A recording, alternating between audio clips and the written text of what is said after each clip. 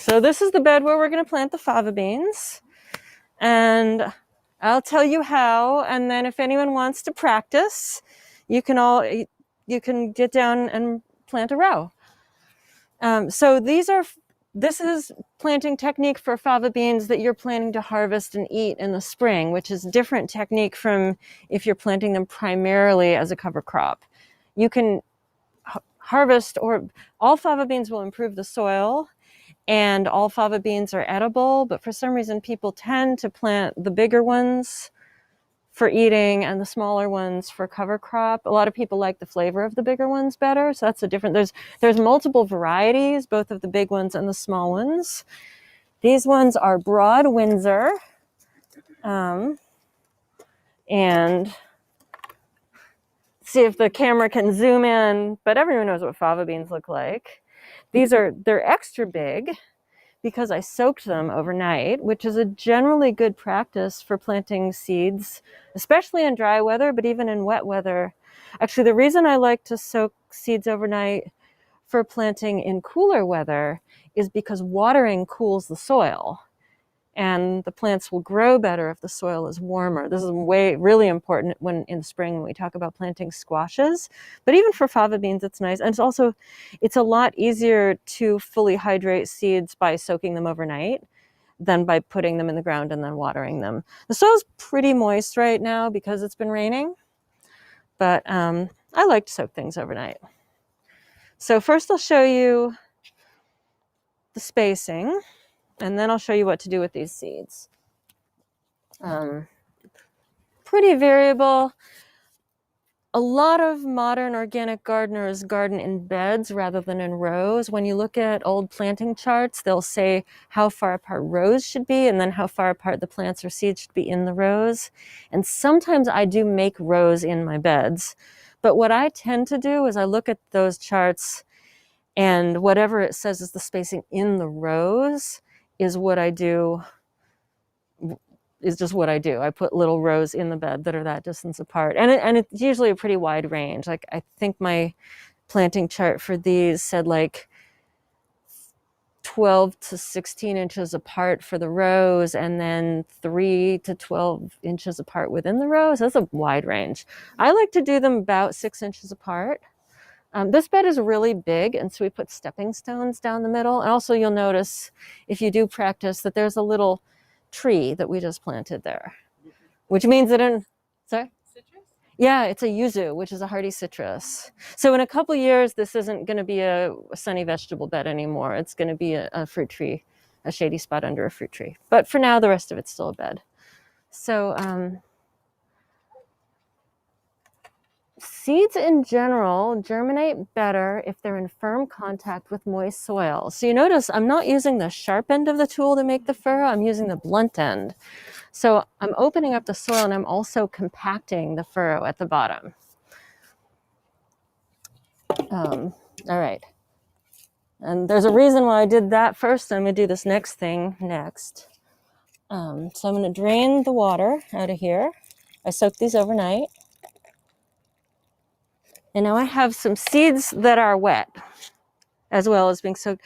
You might also notice some of those are still wrinkly, which means they're not fully hydrated. The ones that are plumped up are the fully hydrated ones. They'll probably still all be okay, but it actually might be better if they soaked longer. These are fresh seeds. I should mention that another collaboration is the Cully Urban Farm Store, who donated seeds and plants for this class because it's a fundraiser for MERP. So thanks, Farmer Ted.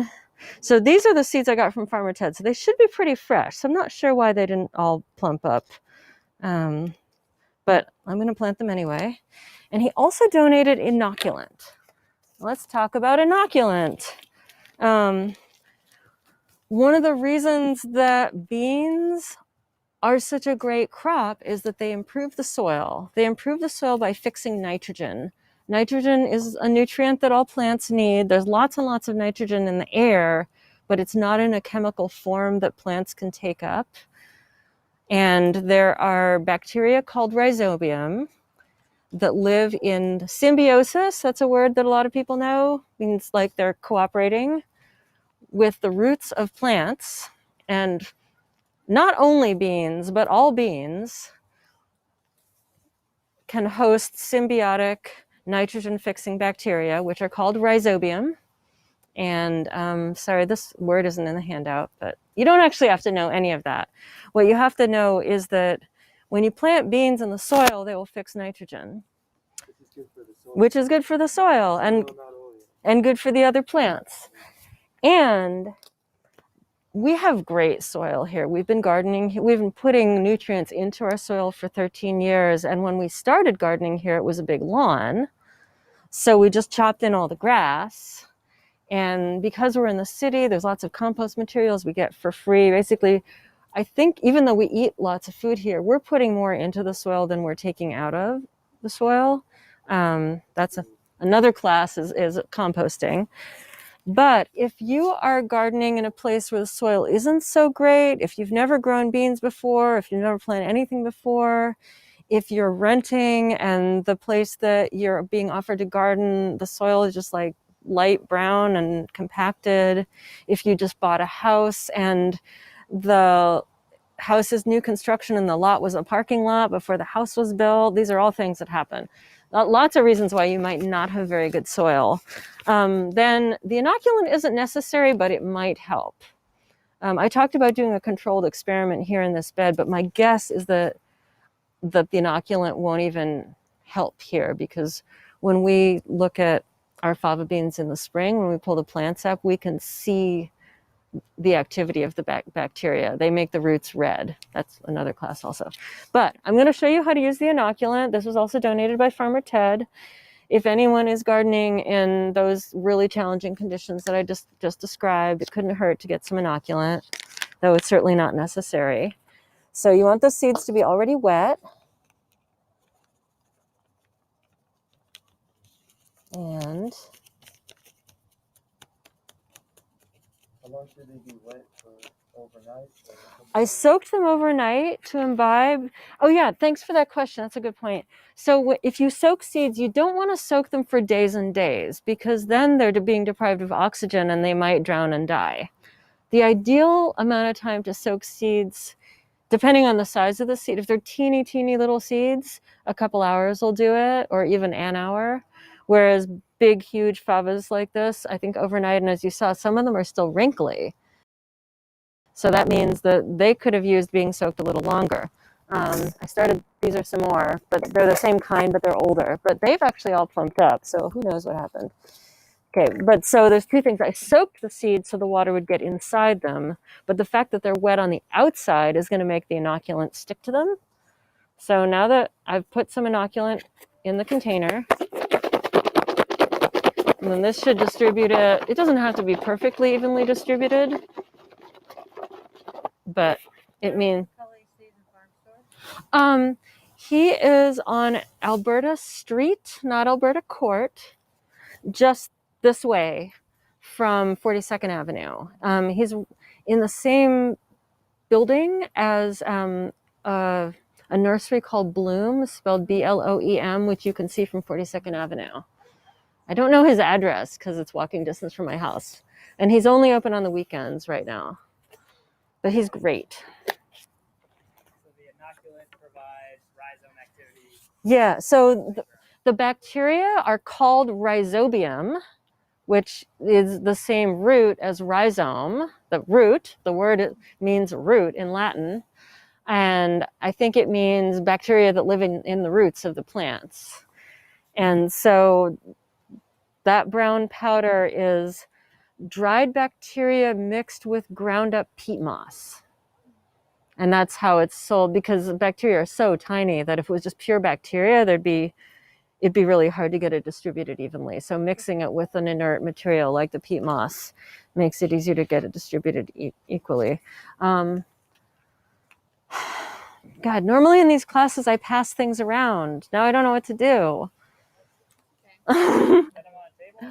Yeah, I mean, if anyone wants to look at here, what I'll do is, this is ground up peat moss with dried rhizobium bacteria. It basically looks like dirt or very fine coffee grounds, but I'll put it right there in case anyone wants to look at it. Okay, so that's how you inoculate the beans and why. I opened the furrow. A good rule of thumb for planting seeds, any kind of seeds, is that the depth you plant them should be about four times how big the seed it is. And of course it's about, because most seeds are not spherical. They're like wider than they are long, longer than whatever, you know. But so the furrow that I opened is at least an inch deep, so I can put them in there. Sometimes for good measure, I like to poke them in. You can even put them on end, poke them in,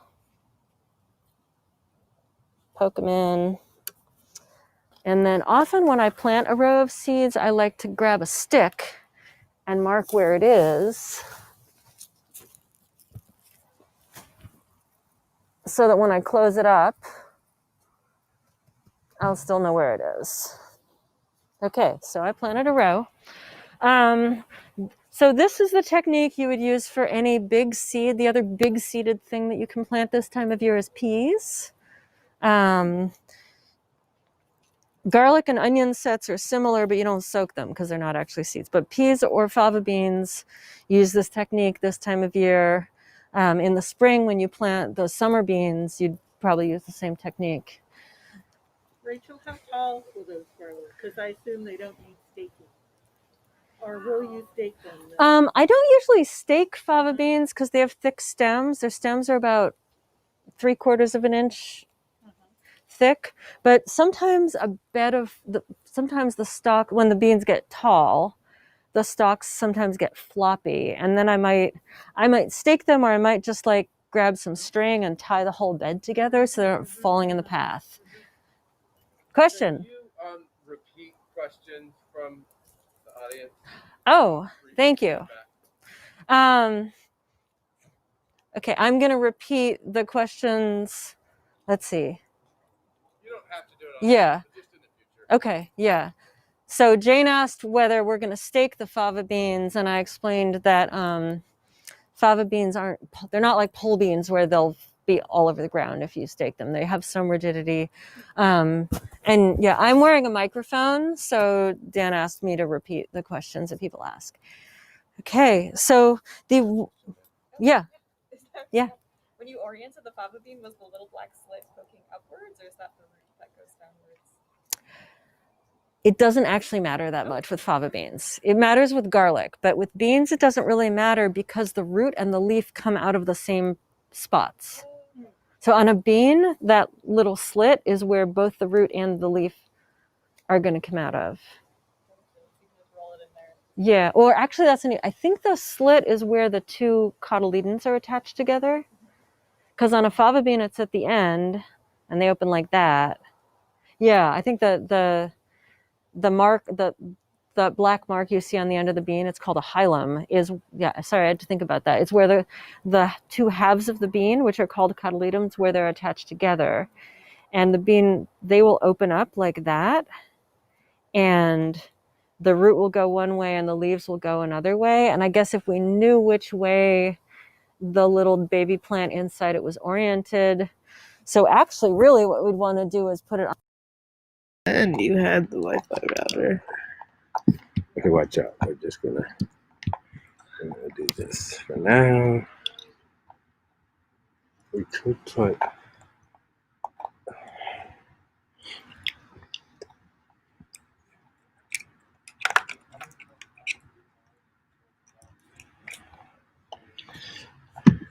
try this.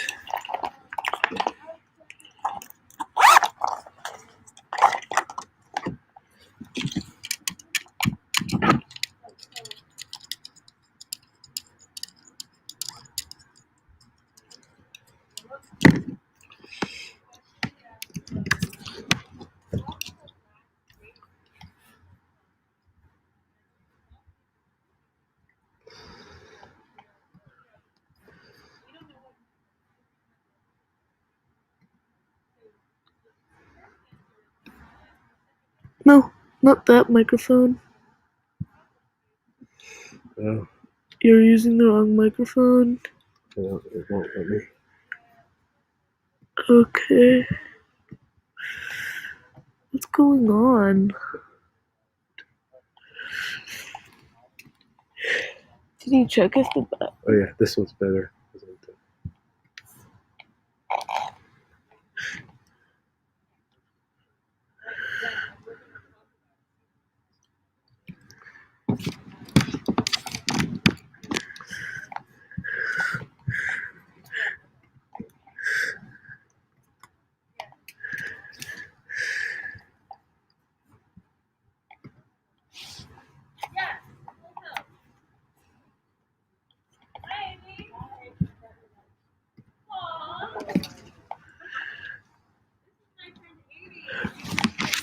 Oh, we need to just keep this going. You know? Because we'll have a recording.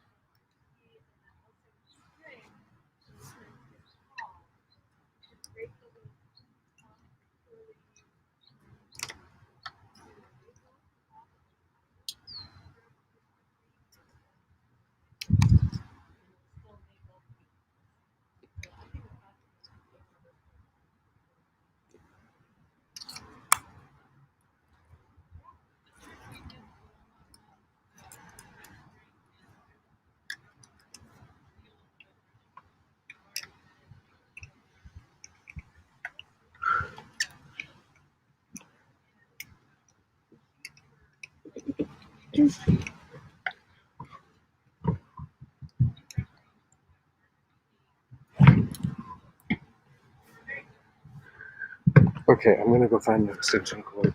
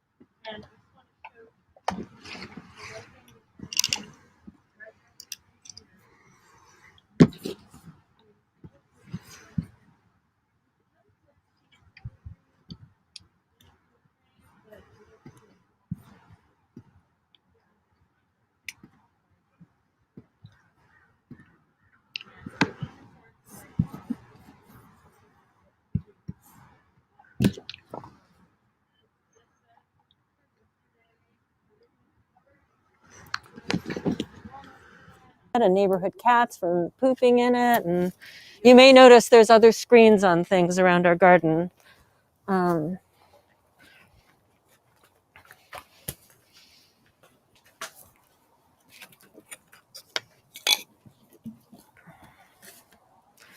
So let's see. Trying to pose for the camera. No, you're not. You're fine. Where you were was, I think, yeah, if I can see the camera, then it can see me. So lettuce starts.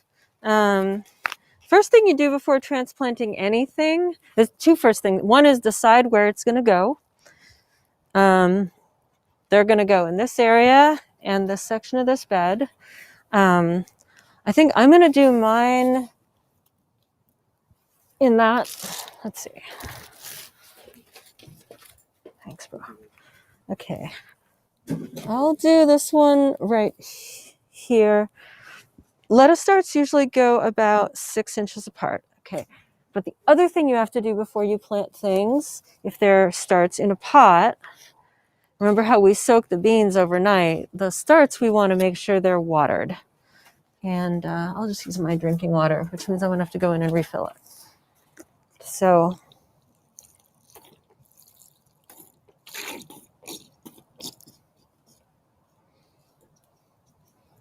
okay. Actually, I'm going to give them a little more. Sorry, the hose is right behind you. Okay.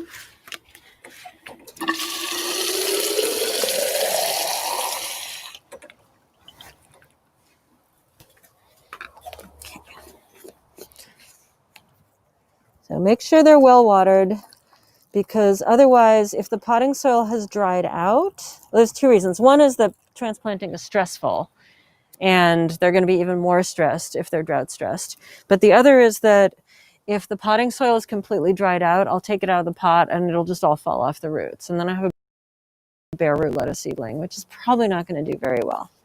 But okay, so now I've watered them. It's actually better to water them a little longer before you're going to plant them to let them imbibe. In hot weather, you actually want to soak them, but this isn't hot weather. And then for most things that are in a pot, there are exceptions, but for most things, you want the hole that you dig to be basically, when it's planted, it should be the same depth in the ground as it was in the pot. I'm going to dig the hole a little bit deeper than that. And the reason I'm digging it a little bit deeper is that I'll show you in a moment why I'm doing that. So I think that's about right.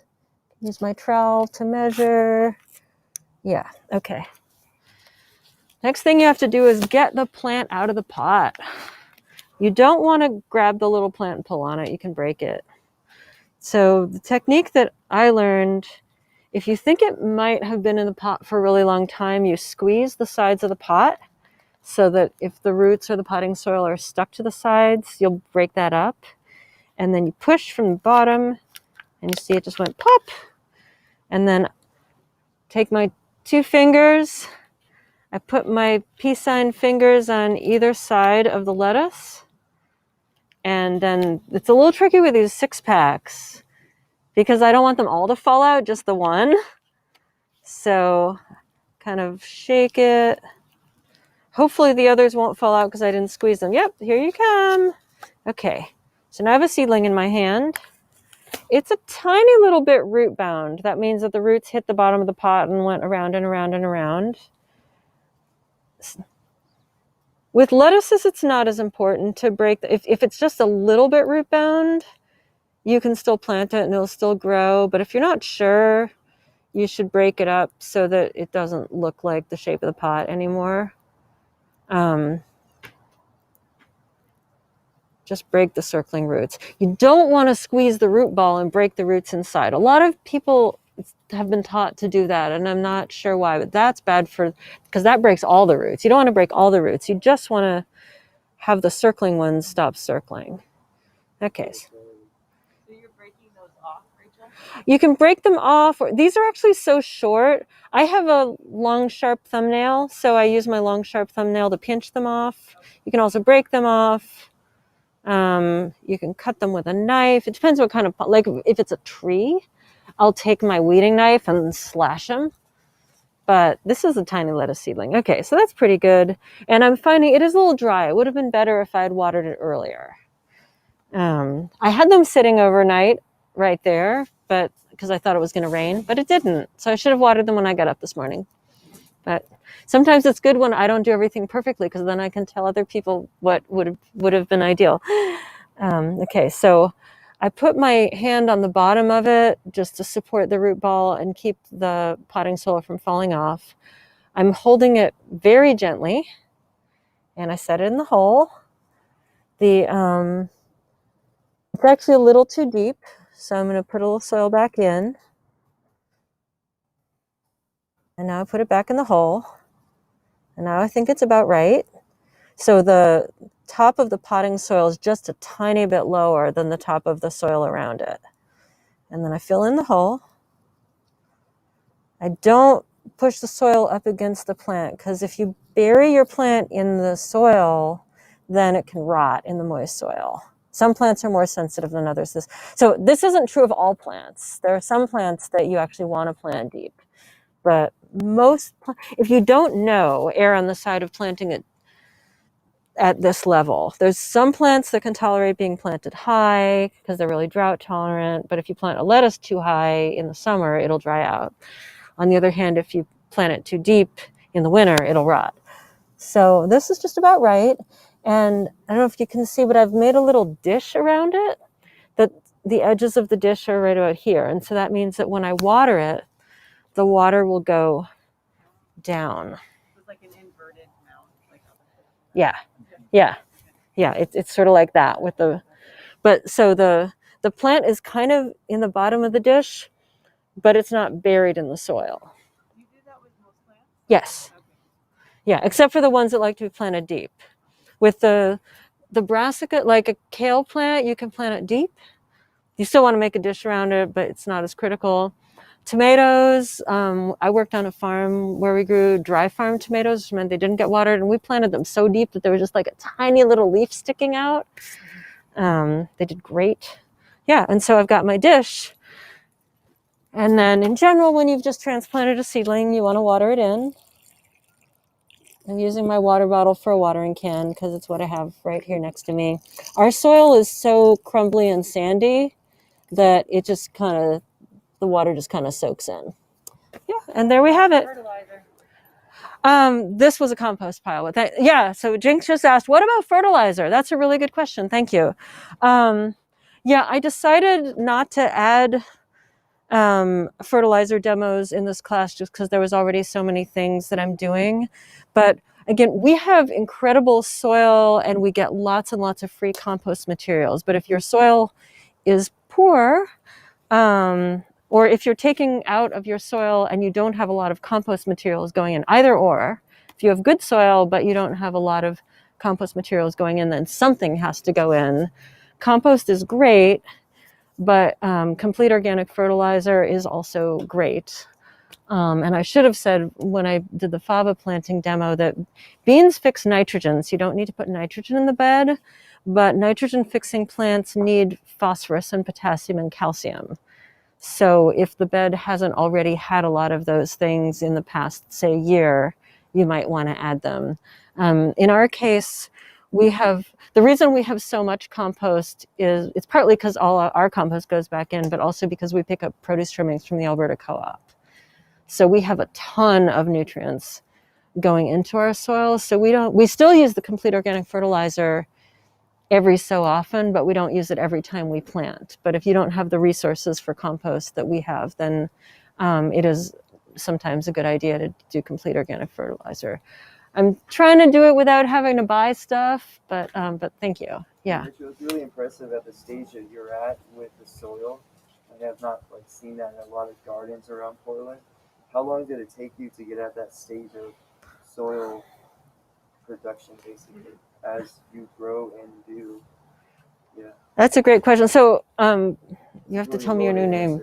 He's asking about I'm going to try to make it a short answer rather than a long answer, but about the history of the soil here and how many years. So I've personally lived here for 13 years, and it was a lawn when we moved in. And when we moved in, my friend that moved in here with me had a community garden plot that he had had for 12 years, and he had a giant composting system in his community garden plot.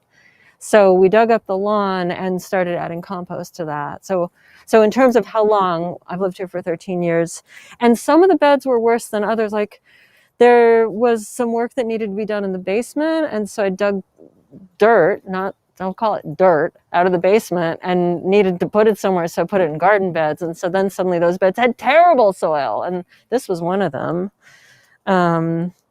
Yeah, it's so different beds, different amounts of time, but it's definitely taken some time. And we have livestock, so we have animal manures going into our garden. We have the resources from the Alberta Co-op. We pick up leaves in the fall. We pick up grass clippings in the spring. There's a lot of compost resources that have gone into the soil to make it so rich, so that sometimes I even forget that I should talk about fertilizer for other people. Yeah. Since that's like anti-colonial in action.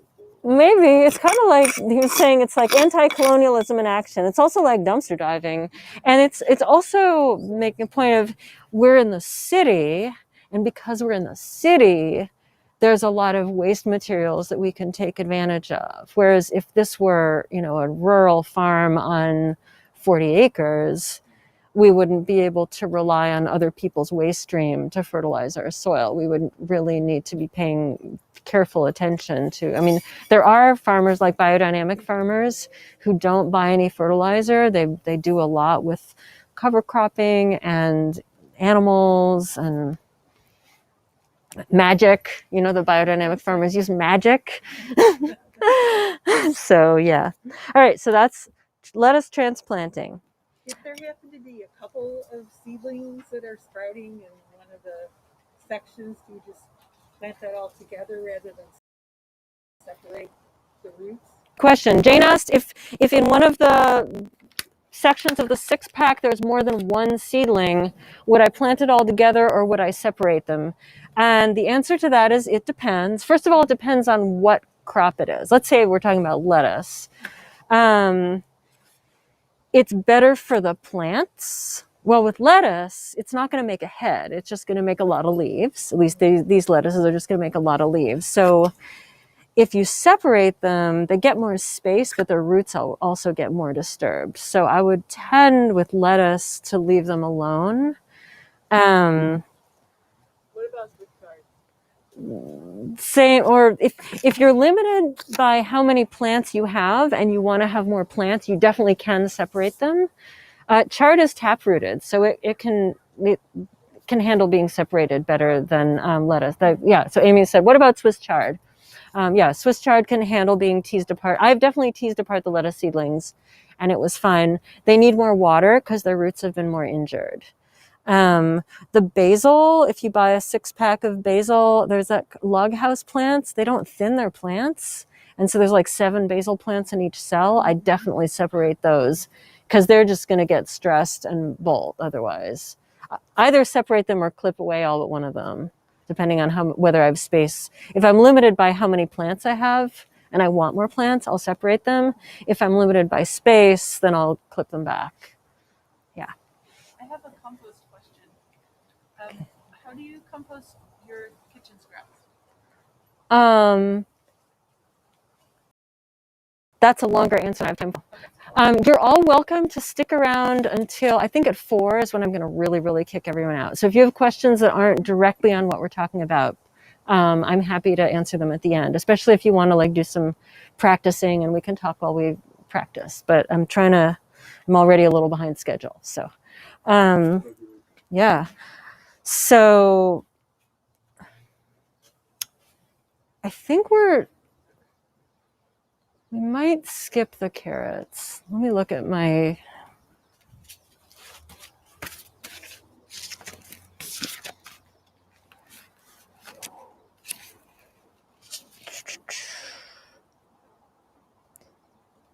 Yeah, I want to show you 2 things that are over there. And then we're going to take a short break so that we can transition to next door. I'm going to get right here so I can show you these two things. So right here is a plant that I wanted to demonstrate seeding, but I couldn't find fresh seed this year. But I still want everyone to know about this plant. They're very small, so everyone will want to, you can come up and look at them. This is miner's lettuce. There are several species of miner's lettuce, but it's a native plant. And there's some other plants in here, so it's, I'm actually gonna, yeah, what I'm trying to do is weed out the other plants that are mixed in with it. It's here, but there's a lot of them right here. There's some chickweed. There's some, so I'm just gonna say right here by my hand is a whole bunch of miner's lettuce seedlings clumped together. Miner's lettuce is a native plant, and this species of miner's lettuce is an annual. It's the one that you find in sunny places and that grows well in sunny garden areas. So it also does well in shade. It's Montia perfoliata or Claytonia perfoliata. It's native to Northern California and Oregon in sunny places, as opposed to the miner's lettuce that you see like in the forest is a different species. They look pretty similar and they taste pretty similar, and they're both a really great winter salad green. And this one is an annual, but it will seed. So I seeded it here when I moved in 13 years ago. There's another thing about living in the same place for a long time. And I was gonna show you how to seed it and give you seeds, but I couldn't find fresh seeds. So instead I'm just gonna offer, again, after 3 o'clock, if anyone wants to dig up a clump of them and take them home, or actually maybe on one of the breaks, feel free to grab a trowel and dig up a clump of these. And there are nursery pots. See those tall shelves in the breezeway? There are little 4-inch nursery pots on the bottom. If anyone would like a clump of miner's lettuce to transplant into your garden, you're welcome to dig it up, and I can help you. I should have grabbed the trowel, but There's a lot of it here. Thank you. yeah. So And you just eat it in a salad? yeah, it's a great salad green. It's really mild flavored. In the spring, it's a true winter salad green. It does well with the wet. It does well with the cold. You don't have to water it because it's winter. You don't have to protect it. How big does it get? About that big for the whole plant, and then the individual leaves can get that big. That's the largest leaf I've ever seen on miner's lettuce. So about a 1.5 inch in diameter. They spread really easily. Yeah. Yes. I have them all over somewhere I don't want. Uh-oh. That's another reason to be an anti-landscaper. I Right. usually take these up and don't know what they are. Oh, yeah. Jinx said she has them in a place she doesn't want them. Fortunately, they're really easy to weed out. They have very Yes. fragile Yes, stems. that's what I do. I just Yeah. scrape them out of. Yeah. That's awesome. When I have too much, I give it to the ducks. They love it. Is it called a microgreen? Like the You could super- think of it as a microgreen. what they call like super green at the store or something. I don't know. Silly stuff. But yeah, so if anyone wants to get a clump of these, you're welcome to grab a trowel and a 4-inch pot and grab a clump. And if you plant them in, you can either tease them apart and plant them all over the place, or you can take a couple clumps and plant them around, or you can put them, so it's an annual, but I think the ideal place to have it is in a perennial part of your garden, like under a tree. It's something. Mine are in a rock path, or else. Yeah.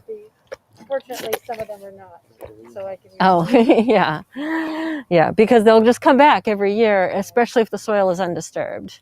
I've seen some beautiful patches of them, like under people's cedar trees. Uh-huh. Yeah, so I wanted to show you that. About the lettuce, if you let it bolt, and if there's the seeds on the top, should you save those and use those to plant? Yeah, definitely. Yeah. I do a whole seed saving class, but yes, if you're, so yeah, this is a bolted lettuce plant. It has flowers. This is a bolted lettuce plant that's about to flower. There's some other bolted lettuce plants that I already saved the seed from. The other thing is you can let it naturally. Actually, that is something I wanted to talk about. This is a thing you can do. If you have salad greens that you like and you let them bolt and make seeds, you will end up with volunteer lettuce, or that bed of chard behind Jane. That is all volunteer. If you, any chard that you see in this garden is volunteer. I'm glad, thanks for saying that, Dave. So any Swiss chard that you see in this garden is a volunteer. We haven't planted Swiss chard in at least 6 years. So, and that bed, we made a conscious decision that we were going to let that bed be Swiss chard, and all we did was not pull it out. I think we pulled out everything that wasn't Swiss chard.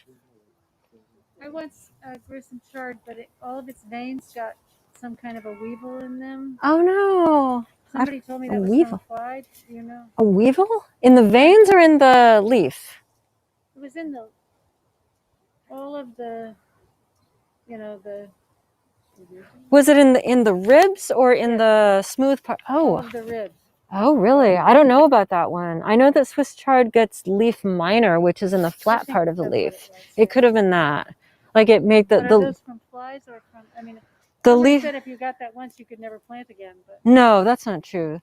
The leaf miner is a larva, and it's the egg is laid on the mother is a fly. So no, it's not a soil-borne disease. It's something that flies around certain times of the year. It's leaf miner season, and the leaf miner mamas are flying around looking for places to lay their eggs. And as far as I can tell, in our climate, the only way to avoid it would be to put floating row covers over your whole chard bed, over like felt over the whole. Yeah, to me, it just seems like there's certain times of year that the chard gets leaf miners, and then there's times that it goes away. Like in the winter, we don't usually have them. Although, let's see if we actually have winter this year. yeah, I know.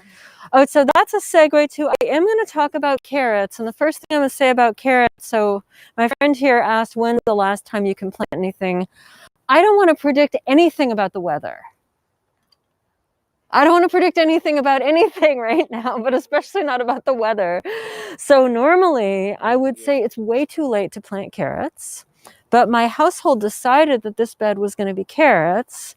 And then we only got around to planting half of them because until last night, this half of the bed was still scarlet runner beans. So we pulled the last of the scarlet runner beans. The vines are right there. And the roots are in a bucket because we're going to try overwintering them and replanting them in the spring. Already you can do that. And so I'm going to show how to plant carrots, even though we are behind schedule. Actually, I just want to do a little check.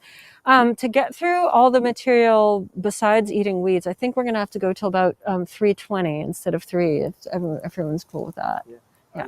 We're probably going to need to wrap up around 3, though. Okay. All right. So the last part of it. If we do less back and forth, if we only do one move, that would probably be better. Right.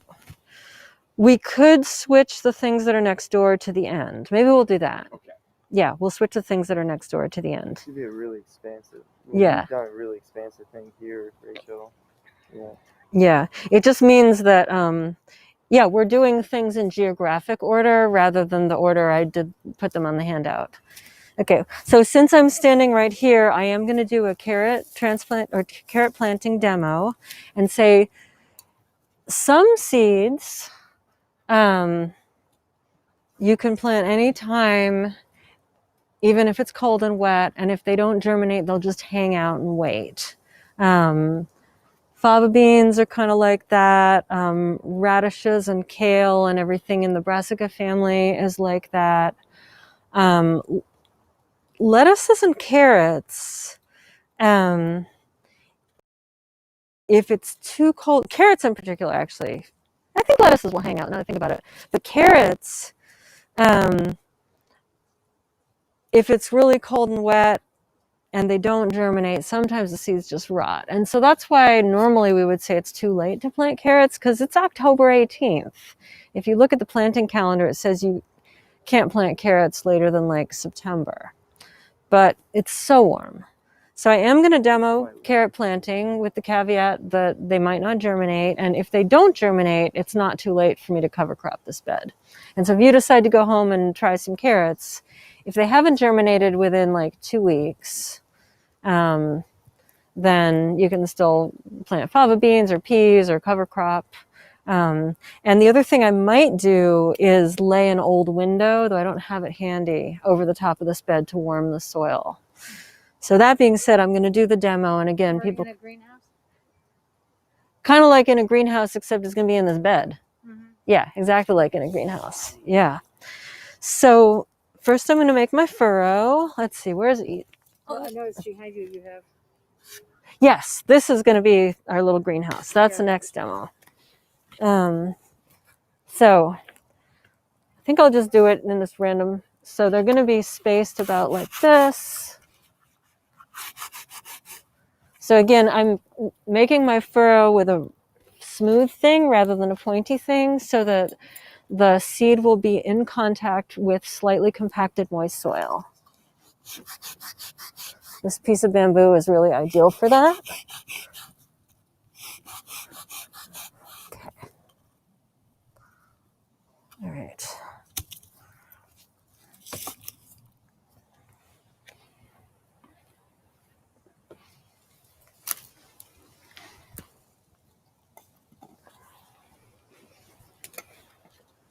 So I haven't done the whole bed because I want everyone else that wants, I want other folks to have a chance to practice. So here's some carrot seed. Here's some sand.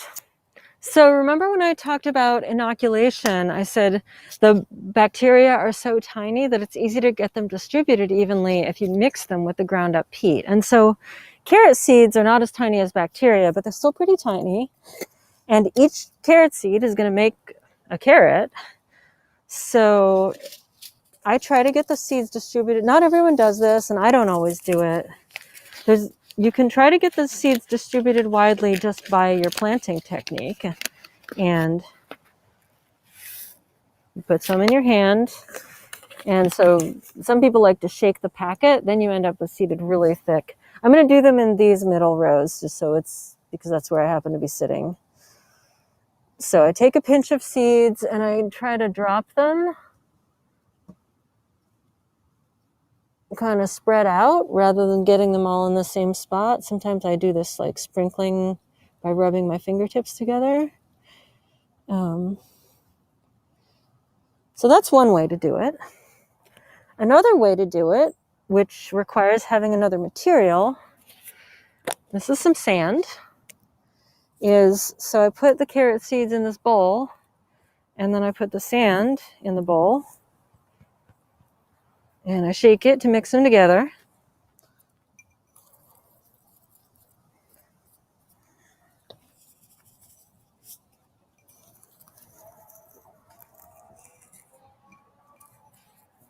And then that I can,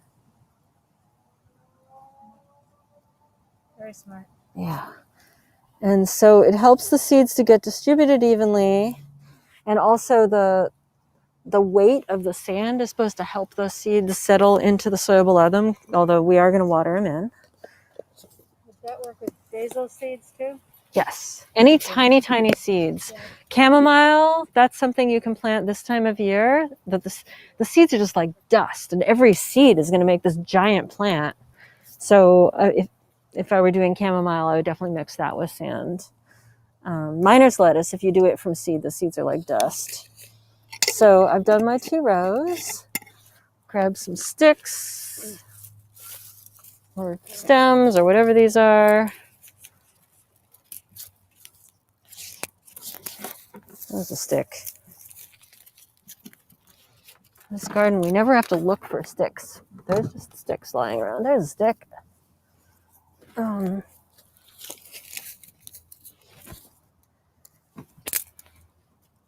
Thank you. Okay. And then I close them up. And you pat them down. And once we're done planting the bed, then I'll water the whole bed because it's a lot more time efficient. I thought you're supposed to plant seeds like twice as deep as the length of the seed. 4 times. 4 times. Yeah. But it's also, that's sort of nominal because seeds aren't perfect spheres. Yeah. These will still make it. I mean, if you dig like 3 inches down, that's too deep for carrots. But these will be fine. I mean, you can, some seeds like carrots, you can sprinkle them on the soil surface, except then it's hard to keep them evenly moist. So you want them at least to be covered. Yeah. So if they're going to be 4 or 5 inches long, would the soil need to be pretty loose so they can continue to grow? You need to loosen the soil. For carrots, yeah. I didn't do a bed prep demo because then the class would have been 4 hours instead of 2 hours. But I prepped all these beds yesterday and today. And then because we've been building compost piles on the soil, it's pretty loose as it is. Okay, I have to think for a moment because we're going to change the order of things so that we don't have to go back and forth because we were going to go next door next. This would be a great time to check and see if there are any questions from our online audience. There are not. Okay. Yeah. All right. Well, then let me just think for a moment. I'll double check. Okay. This would also be a great time if anyone wants to adopt some miner's lettuce seedlings because I think the next thing we're going to do is build the cold frame. All right. Let me show you where the 4-inch pots are. I guess I can just leave these in the bed, actually.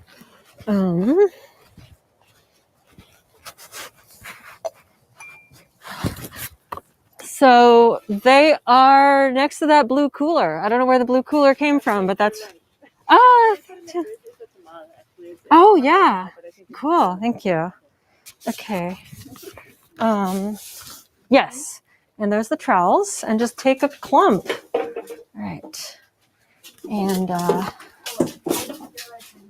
Oh shoot, the salsa opened. Oh no! Oh, honey. Yes. Rachel? Yeah. Yes. I need to go. Oh, okay. No, I'll give I it can to only. Antonio. I have enough arthritis in different places that Oh. one of it's bothering me. So Do you need a chair? No. Okay. That wouldn't help. Oh, sorry. But I got most of what I wanted, which was Okay, winter great. planting things.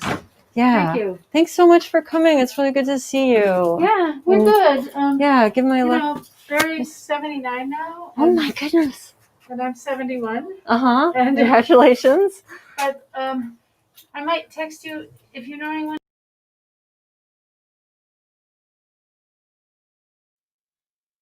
And then first I'll ask everyone take one of each of these 3 pieces of paper.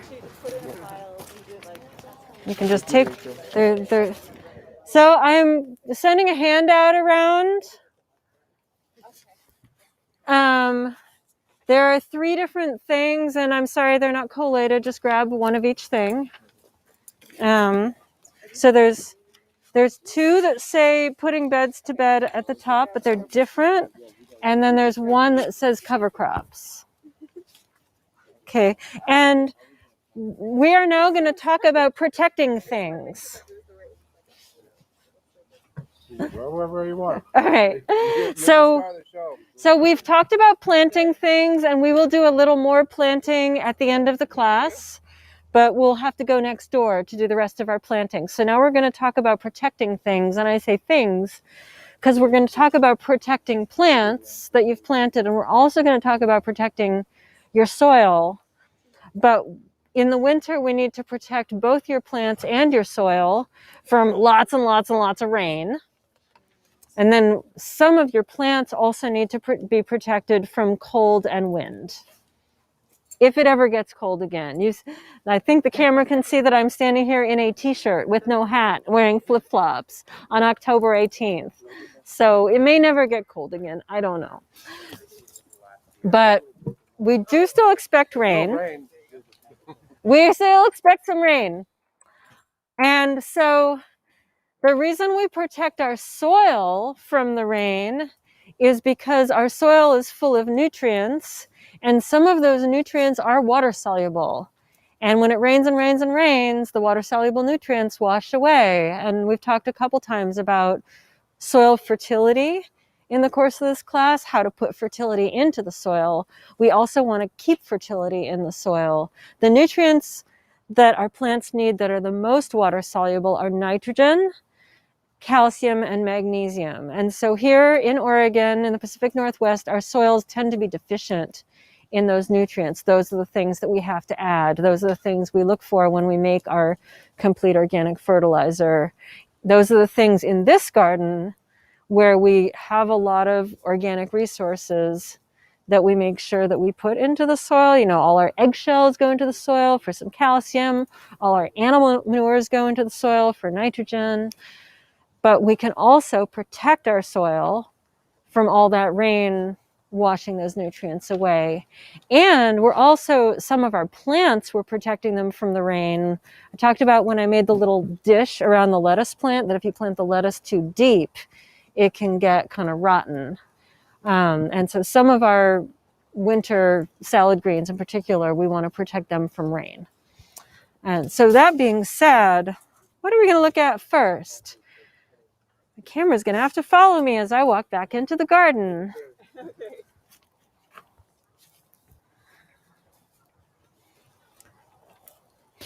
Rachel, so the fava beans that you plant for cover crop are not the same kind that you usually buy at the farmer's market to eat?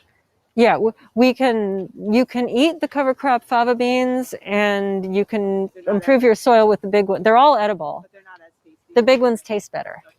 and are more fun to harvest. Okay. So here's a bed of bare soil. It's going to have carrots planted in it, but bare soil is what the rain washes the nutrients out of. So if you have anywhere in your garden that isn't planted, you want it to be covered. You want it to be covered with something. This bed that had some bare soil in it is covered with the old bean vines that used to be growing there. The old bean vines will also decompose and add nitrogen and organic matter. And they're also something. I'm going to emphasize, you need your soil to be covered with something. Are you going to mix up bean things? No. Okay.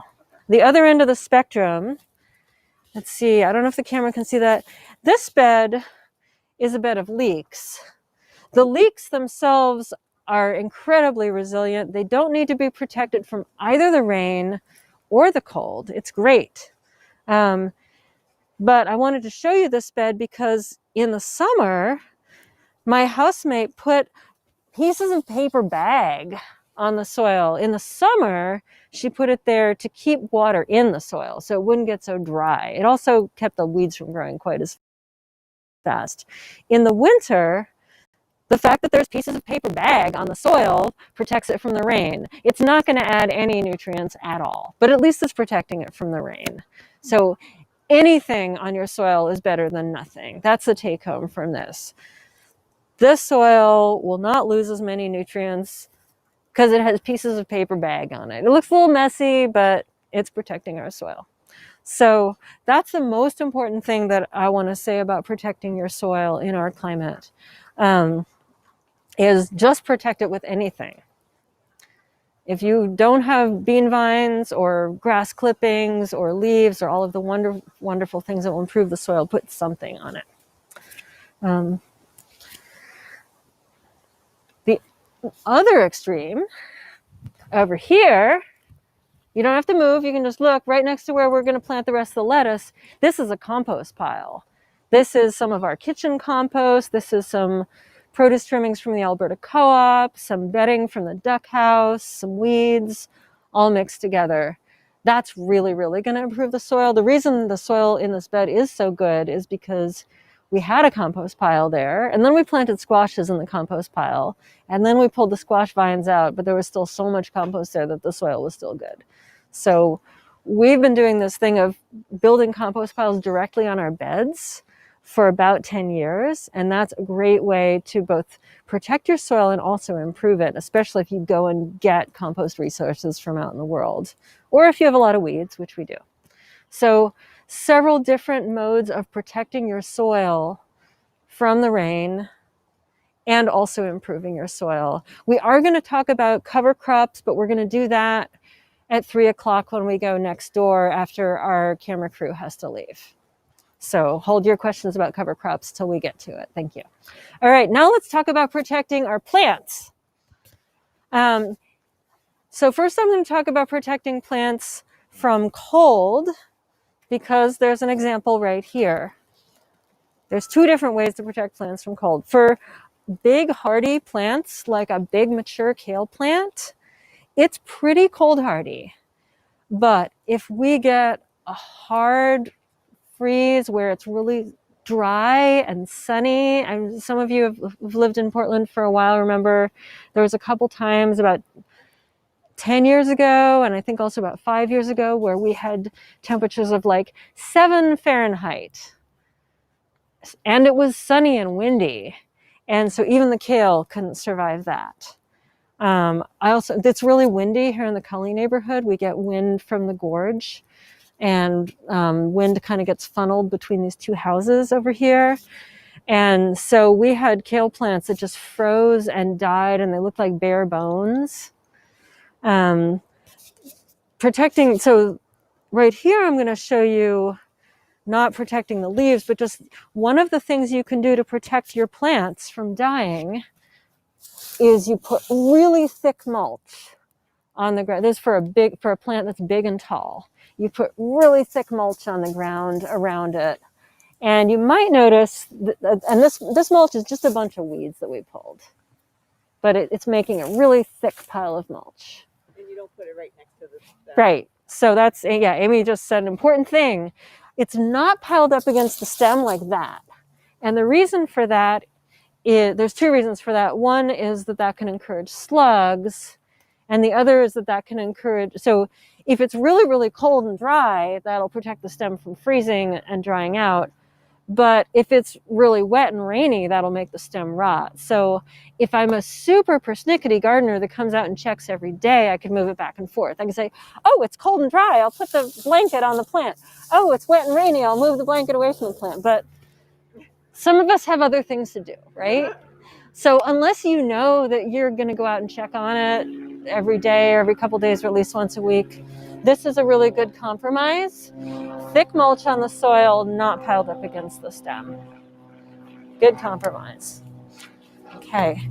And it's also protecting the soil around the base of the plant, but the kale has roots all over the place. So when the rain falls on the ground, the nutrients are still going to the kale roots. So this is much more to protect the plant from its roots freezing than to protect the soil from the rain. Kale doesn't need to be protected from the rain. It loves rain. It washes all the powdery mildew off and the aphids. Kale is very happy in the rain. However, there are some plants that do much better if they don't get a ton of heavy rain on them. So I mentioned the lettuce, also spinach, radicchio, basically the things that are our winter salad greens. So miner's lettuce is fine in the rain. And one of the reasons I want everyone to have some miner's lettuce is because it loves our climate. It loves the rain. It doesn't mind being in a shady spot. It doesn't mind the cold. But these things that look like giant gnarly lettuce plants are actually radicchio. And I love radicchio. Nobody needs radicchio, but it's really, really good. And it's a great winter salad green. It's more cold hardy than lettuce. It has similar uses to lettuce. It's slightly bitter, but after a frost, one of the things we want to talk about here is that many people know that summer vegetables are delicious and sweet in the summer, but not everyone knows that winter vegetables are delicious and sweet in the winter. And if you raise your hand if you've heard the phrase sweeter after a frost. Okay, so everyone's heard it now. Sweeter after a frost. So kale, sweeter after a frost. I hear people say, oh, I don't like kale, it's bitter. That's because they were eating it in July. It tastes terrible in July if it's out in the hot sun. It tastes delicious in January. Carrots, sweeter after a frost. Beets, parsnips, radicchio, a lot of our winter vegetables are sweeter after a frost. That being said, that's a frost. That's different from a hard freeze. So a frost means when it gets cold, and a hard freeze is when it gets really, really cold. Did we already have a frost? No. Oh. Okay. See those tomatoes? Yeah. Okay, your tomatoes will die when the frost. When there's a frost, the tomatoes will die, yeah. We're never going to have winter again. But I still want to teach you how to protect your plants in the winter. So that's why I'm putting more emphasis on this, because since I started growing radicchio, I discovered that when we had a cold winter, if I didn't protect it, the roots would freeze. But if we had a warm, rainy winter, if I didn't protect it, the heads would rot. The roots were fine, but the heads got all gross. So I've now decided that I always protect my radicchio in some way, and I've tried different ways. And this year, what I'm going to show you is the hoop with plastic over it. What I've done in the past that you can also do is get some old windows and put them, because the radicchio only gets this tall. You put them up on, you can build a wooden cold frame, you can prop them up on buckets with some scrap wood. The advantage of doing that is that you're not generating any waste at all. And for years, I really, really didn't want to buy the plastic because ultimately the plastic shreds and then it's trash, and I feel really sad when I generate trash. I decided to do it when I talked to a farmer named Dean Simpson, who grows these starts that I got from Farmer Ted. And Wildcat Mountain Farm is his business, and he's a queer farmer, and we should support him. He grows really great starts too. And he told me he had had the same plastic on his greenhouse for 10 years. And he said, if you take really good care of your plastic, it will last a much longer time than people think. And so you have to keep it tight so it doesn't flop around. And I think he leaves his on year round. I'm not totally clear on this, but it seemed like the main thing was keeping it tight so it doesn't flop around. Eventually it breaks down in the sun. So maybe he does put it away in the summer. I definitely put mine away in the summer. So I was going to show you how to set up this kind of hoop house. And so I'll show you the mechanics of how it's built. Basically what this is going to do is it's going to protect these radicchio from the rain. That kale plant in the middle is a volunteer. It just volunteered in that spot. And as I said, kale doesn't need a lot of protection. But if we have a hard freeze, that kale plant will be protected and this one won't. So, and we're also going to build some kind of protection over that lettuce bed after it gets planted. So I'm going to show you how this is put together, which is not exactly gardening. It's more like construction, but I'll show you how it's put together. So these hoops are PVC that I got from the hardware store. I did buy them brand new, but they last for a really long time. The bamboo is from my neighbor's bamboo patch. Not everyone does this thing of giving it a top bar, but I found it was much easier to keep the plastic tight if I made a top bar. And this year I don't have a piece of bamboo that's long enough, so I'm going to take a second one and tie it on. You can sink the PVC into the ground, but this PVC, these are rebar, 3/8 inch rebar. And that fits 1/2 inch rebar, does not fit inside 1/2 inch PVC. You need 3/8 inch rebar. And I think I have a friend who's a contractor, and I used his pipe cutter to cut the rebar. But you can get your hardware store to cut it for you. You can cut it with a hacksaw. And so I pounded the rebar into the ground with a hammer. There was a certain amount of fiddling around. It probably took me about an hour to get everything set right. And then I slide the PVC over the, in the winter or in the summer when I'm not using the PVC, I keep it tied together with the baling twine in the basement. And then I set it up. They don't have to be super close together. This seems to be about the right spacing. I think they're about 3 feet apart. And then ideally, one piece of bamboo that reaches the whole bed would be ideal, but I didn't have one. Amy just demonstrated how much space this thing takes up. It takes up a lot of space.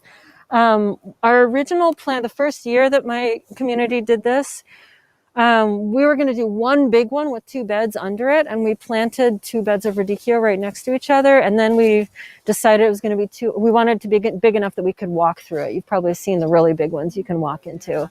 And then we couldn't find long enough PVC, and this is the length our hardware store sold. So instead we built 2 that were right next to each other. Big pain in the butt. Don't do it. We couldn't get between them. Takes up too much space. In fact, we're going to have to kind of move the edge of the carrot bed that way to be able to weed it. So that's a thing to know. Top bar is a thing to know. We could put the plastic on.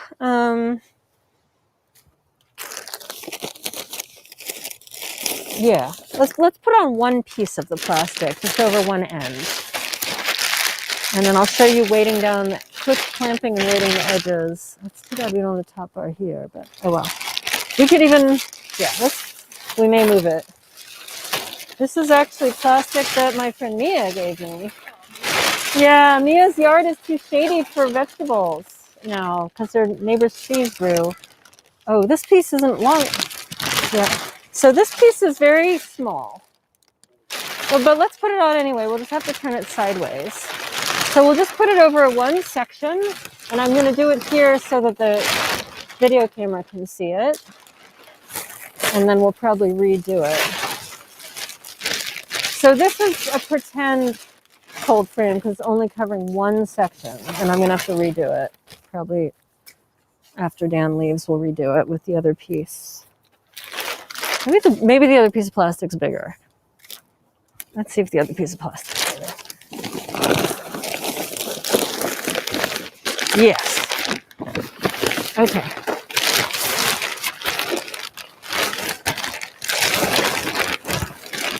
But yeah, this will reach to the end.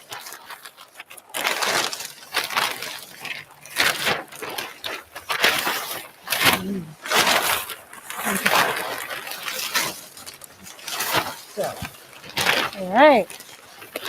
Yeah, so this works. And so once you have it on,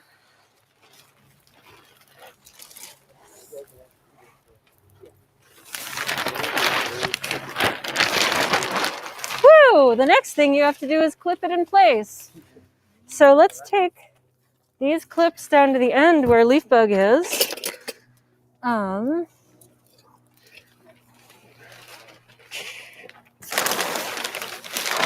Okay, get it so that end can be closed. Closed entirely? Yeah, Okay. yeah. Yeah, there should be enough. I have more plastic in the basement. Yeah, because if it gets really cold, we want to be able to close the end. And there's 3 different kinds of clips in here. There are big binder clips. There are little C-clamps from the hardware store, and then there are these kind of clamps. What I discovered, the binder clips work when it's not very windy. Someone recommended that to me. That's what I did the first time around. That's why there's little bits of rust. But the binder clips work when it's not very windy, but when it is windy, there's binder clips all over the garden, and the plastic is flapping in the wind. Oh, so I just use the binder clips to hold the ends together. So yeah, if someone wants to roll the end up, yeah, I'll put the binder clips on it. And then I use the bigger clamps. Should I roll it down here? No, it won't reach, just sideways. Oh, okay. Like that. Yeah. And then you need to be able to open the ends to get in and harvest or weed. And then, see how far this one reaches. Yeah.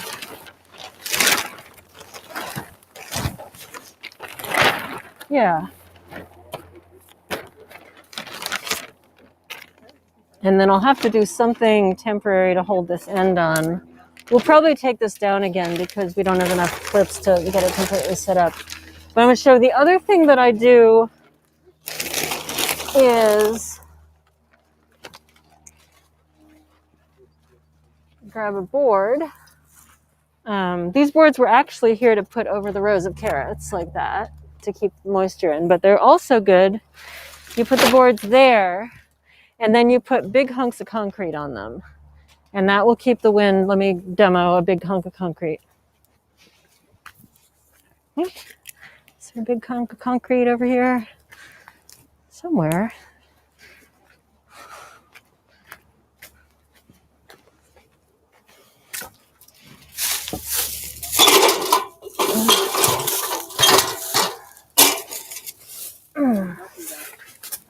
It's easier for one person that thinks, yeah.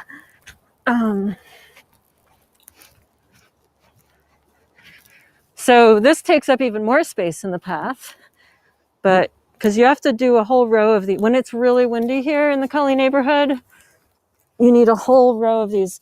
So the board is to keep the concrete from damaging the plastic, and the concrete is to hold the plastic down. And actually, if you have enough weights, maybe we don't even need the clamps. I'm gonna put this on the other side. Should we put this bamboo over the plastic? It won't make any difference at all. Oh, I mean, yeah, it won't hold the plastic in place. Yeah, it doesn't matter. But yeah. So this is not done. It's for demonstration purposes only.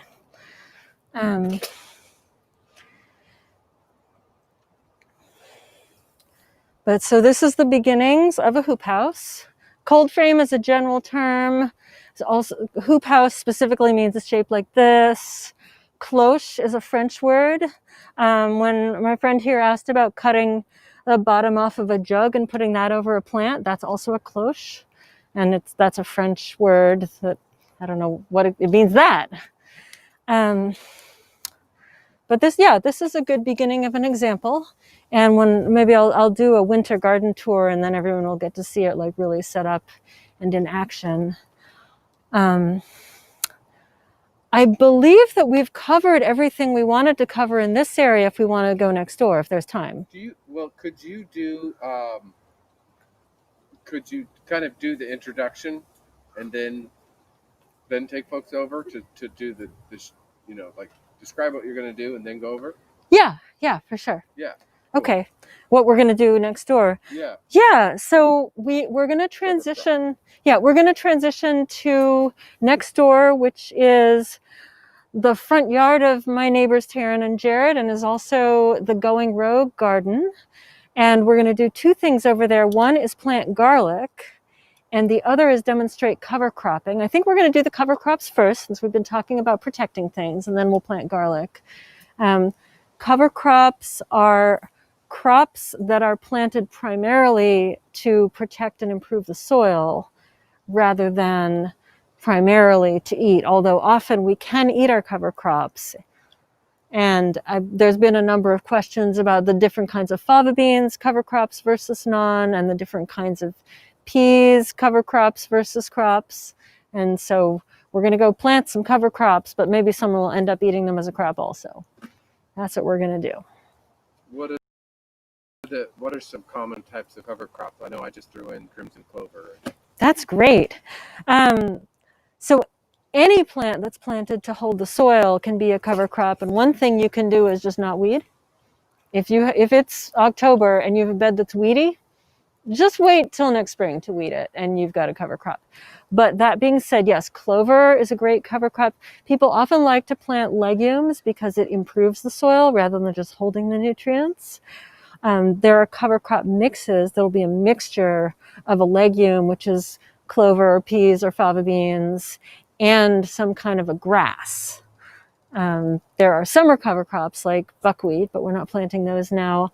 The ones we're going to plant over there are Austrian winter peas and white clover.